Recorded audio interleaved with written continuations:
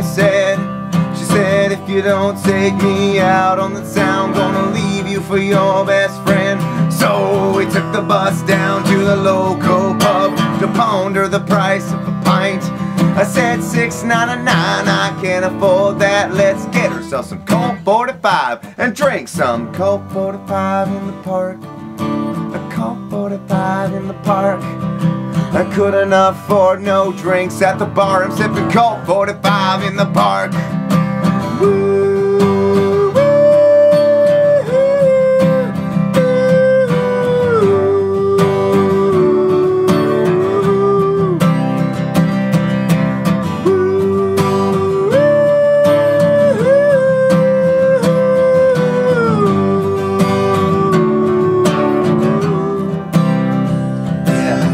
By the time we got to the local playground, well, the afternoon sun had already gone down. And by the time we got through the 13th beer, well, racial slurs and cuss words is all you could hear. Well, she wouldn't get off my case. I told her to stop being an egg, and then she hit me in the face with a liquor store bag and knocked out a tooth. I think she broke my nose, but I still ain't going to the hospital, 'cause it's Colt 45 in the park. Ooh, a Colt 45 in the park.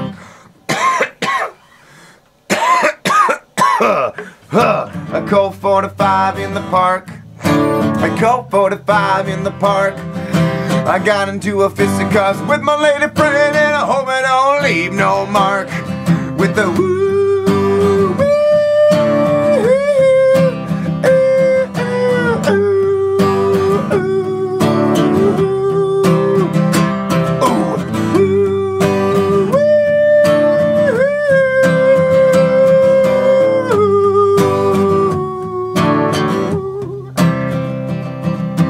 what was I to do? She knocked me down to the ground and left with the rest of my booze. Huh! And I could feel my drunk was about to wear off very, very soon. This looming feeling of sobriety. And if I wasn't already, I most certainly was about to become a surly menace to society if I did not get some liquor inside me, and right quickly. So I went down to the bottle depot to cash in all of my cans.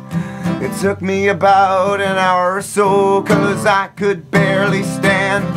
This guy helped me out, I can't remember his name, but I think that it was Dan. He claimed to be a fairly decent drummer and suggested someday that we jam. All because of Colt 45 in the park. A Colt 45 in the park. Come to think of it, his name was probably Mitch. Either way, I hope we both get filthy fucking rich off this.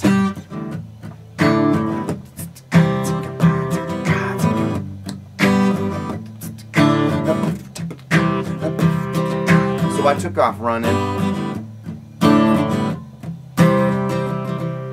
About 10:55, and I wasn't quite confident that I was gonna make the cold beer and wine on time, let alone alive. And lo and behold, just as I feared, when I arrived, the sign read closed. And I said, God dang, how the fuck am I supposed to get my drunk on again? How the fuck? God, give me a stroke of luck. Well, a voice from mine said, hey cowboy, looks like you could use a drink. I turned around to see this pretty lady standing there. She smiled and she gave me a wink. She looked pretty familiar, was sure that I'd seen her once or twice on Commercial Drive. When she handed me a beer, it was then that I realized she was drinking Colt 45. So it would be Colt 45 in the park. A Colt 45 in the park. I done got myself this new lady friend, and this one seems pretty motherfucking smart with the woo.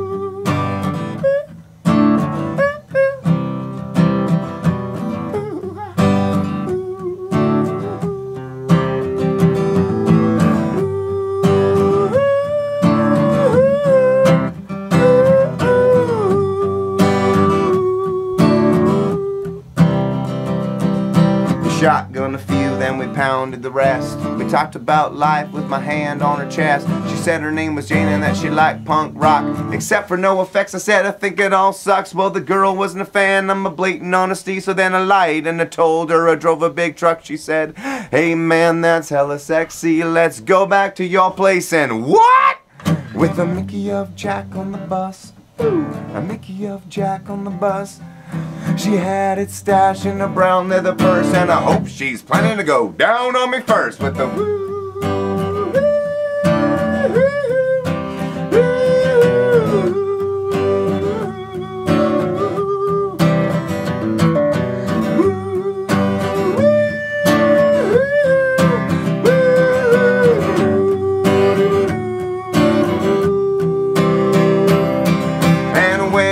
Arrived in North Burnaby, what happened next is a sight you should have seen.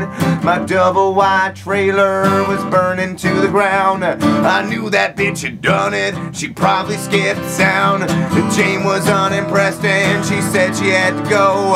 It was then that I felt like a real asshole. The sun was coming up and then it dawned on me that today was none other than Welly Wednesday.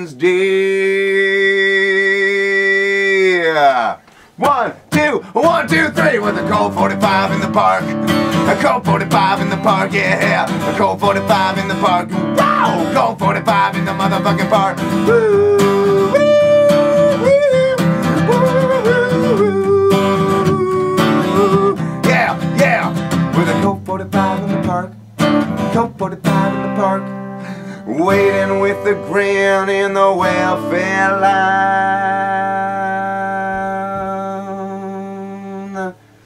dreaming of Colt 45 in the park.